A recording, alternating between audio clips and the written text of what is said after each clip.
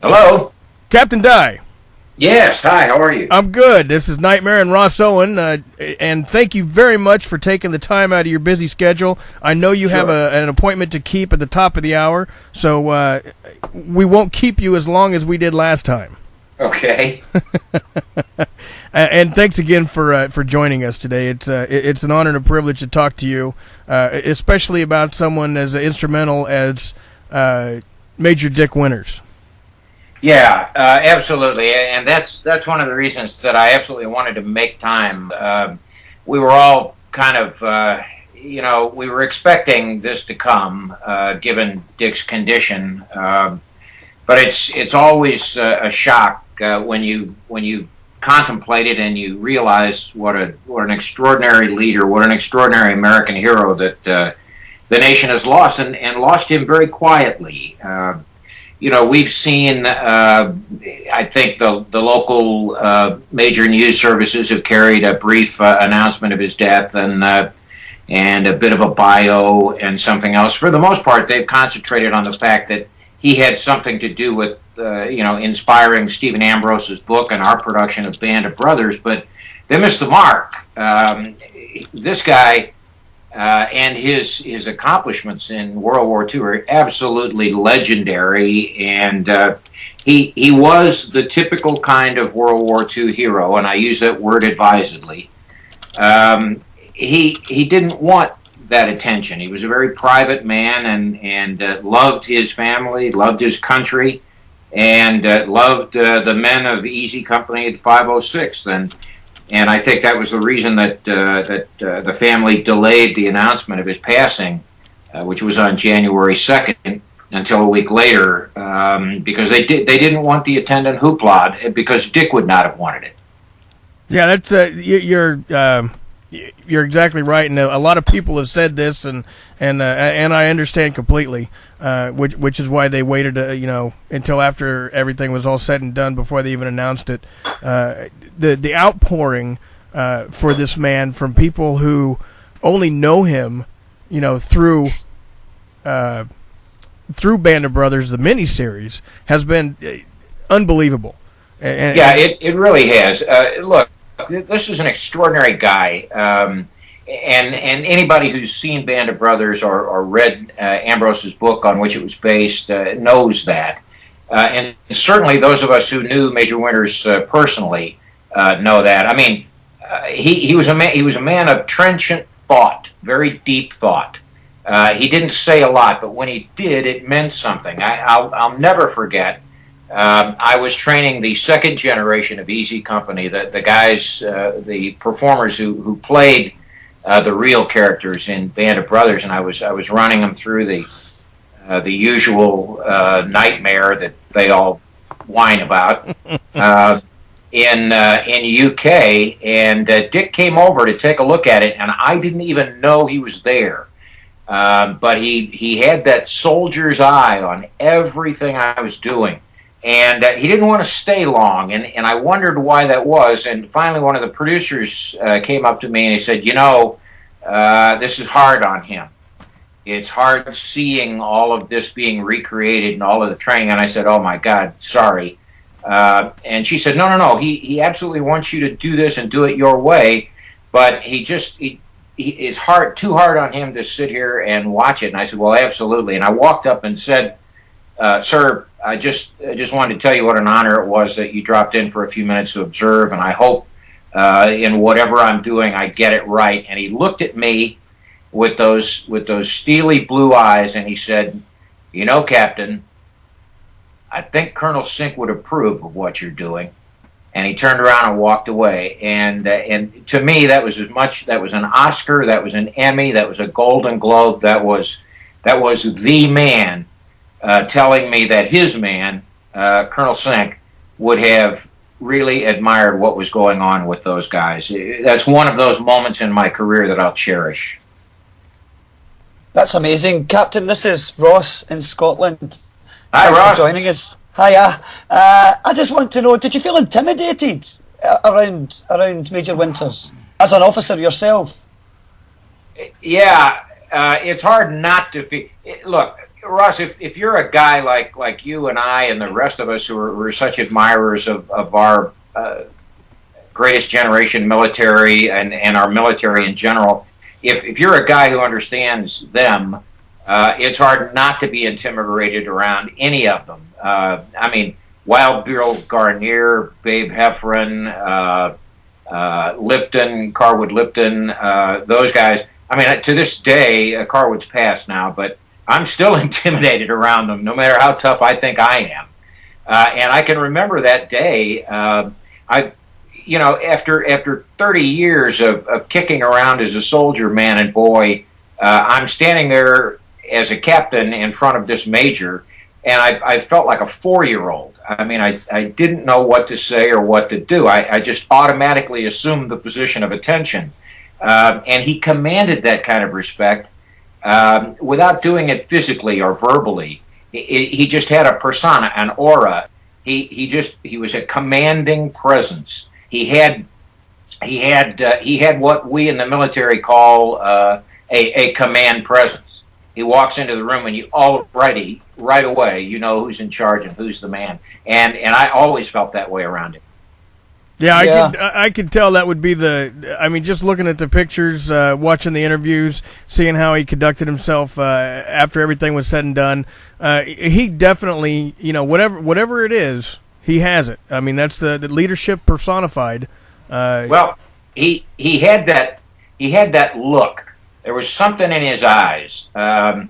You'd ask him a question or you'd make a comment, and he would look at you, and it was almost as though, oh my God, what have I said here that's wrong, that's stupid.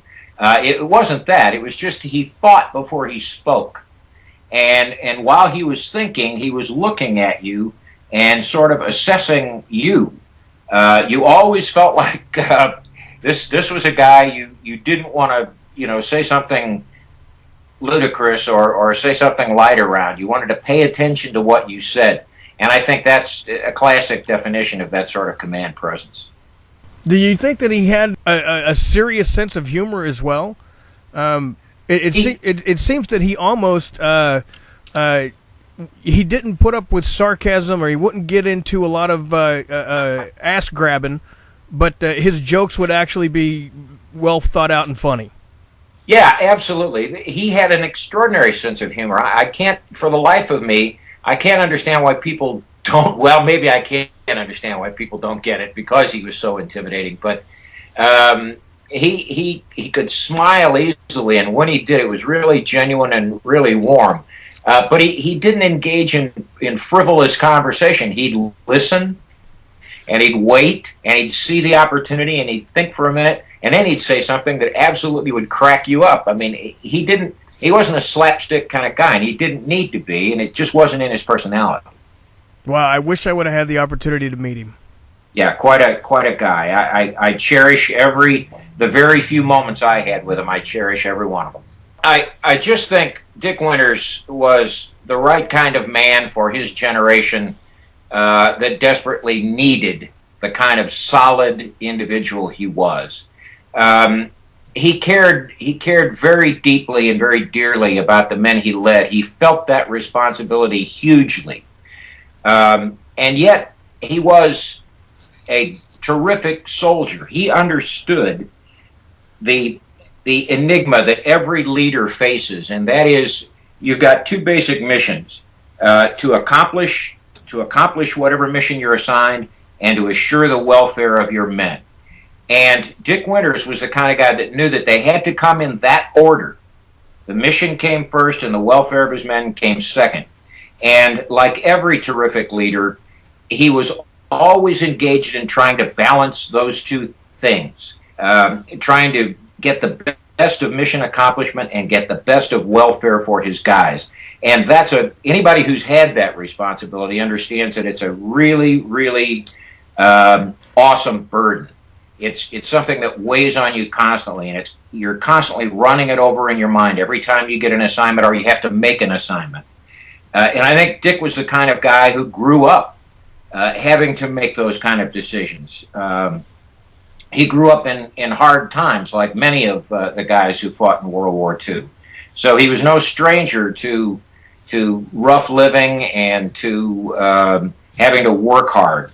And I think that gave him an empathy for his guys. And yet he was such a good soldier. He believed so strongly and so vehemently that what he was doing was the right thing and a necessary thing, that he knew the difference between mission accomplishment and welfare of his guys. That's the sort of leader, the man who understands those things and is constantly trying to balance the two, that just makes an extraordinary military leader, and our history is fraught with them. We don't have as many of them as we used to have. I think that's just a difference in the nature of the society and so on and so forth. But Dick was the right man in the right place for his time. Now, let me ask you this question. As a former military man yourself, do you feel that he was shortchanged on the Medal of Honor? That requires me to sort of speak for Dick Winters, and I would never ever presume to do that. I don't think Dick ever expected that he merited or rated that. I think he always, as did almost all the men in Easy Company, look at themselves as just guys doing what needed to be done, doing their duty to their nation, to their unit, to each other. And I'm sure that was always Dick Winters' motivation. I think he probably didn't dwell on that. I certainly never said anything like that to me, and I doubt if he ever said anything like that to anyone in Easy Company, either the first generation or the second generation. Personally, I think the country could have done a lot worse than to recognize a man like Dick Winters with its highest honor. He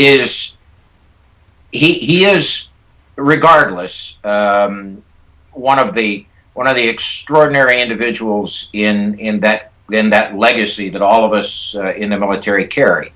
So I think he made his last jump without worrying about whether or not his tunic was festooned with a Medal of Honor. Now, I couldn't agree with you more. I don't think that it was anywhere in any thought in the major's mind whether or not. Sure, and you want to remember the Distinguished Service Cross is not chump change. That's an extraordinary honor, and he rated every bit of that. No, you're absolutely correct. Absolutely correct. Well, now I know that you do have a meeting you have to get to in about 10 minutes, so right. I don't want to keep you any longer than I have to, or that I want to anyway. So you and I and the rest of the planet could talk about this for days on end, I know. Yeah. Unfortunately, we're not going to have that opportunity today. Maybe we can get you to come back on in the future? Sure, absolutely. I'd be happy to. This is always fun to do. All right, well, fantastic. Thank you very much, sir, and we appreciate you taking the time to give us your thoughts on this tribute for Major Dick Winters. Thank you. Well, God bless you for doing it. And, I have a feeling that Dick Winters, wherever he is today, is monitoring this net, and he's smiling, and that makes me happy. It's kind of funny because Ross Owen said the exact same thing less than an hour ago. Yeah, Captain, thank you very much for coming on. We've spoken to Bill Guarnere today, we've spoken to Buck Compton, and we've spoken to Babe Heffron just before you came on. And up next, we have your good friend, The Bolt. Oh, terrific. Please give him my very best. I love him. Thanks again, Captain Dye. My pleasure, guys. Thanks really very much. Oh, hey, Captain, before you go, Ben Captain wants to say hello, and he's sending your love. Oh. He just popped on the Skype and wants to make sure that you know that. All right, good enough. Thanks, guys. I really appreciate it. All right, thank you, sir. Bye. Bye-bye.